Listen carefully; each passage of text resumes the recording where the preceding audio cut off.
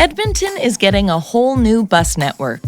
There's no one type of passenger in Edmonton, so there shouldn't be just one kind of route. Edmonton is now going to have different types of routes.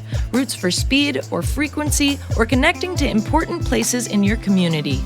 We base the route types on the guiding principles, the big ideas, in a transit strategy. These will let us provide better service without spending more money. We're going to break down the different route types and how they fit into the city's new primary transit network. First off, there's frequent bus routes.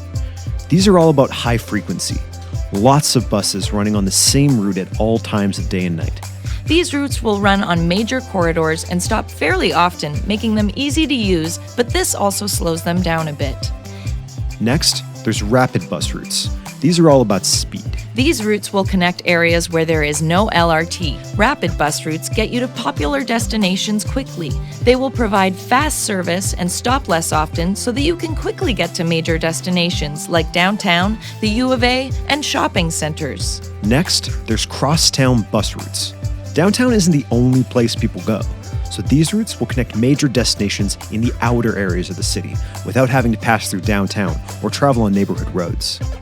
But what about neighborhood service and access to community hubs? Local routes connect people to the primary transit network. They will provide connections to LRT, frequent bus routes, and local activity centers. Local routes will operate on days of the week and times when there's sufficient demand.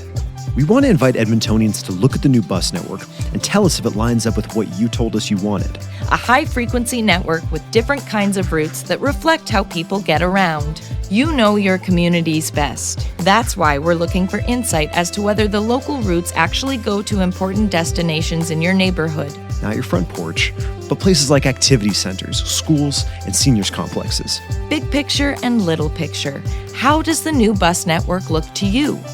We invite you to learn more at EDMONTON.CA/NEWBUSROUTES or by calling 311 and to share your thoughts about Edmonton's future bus network.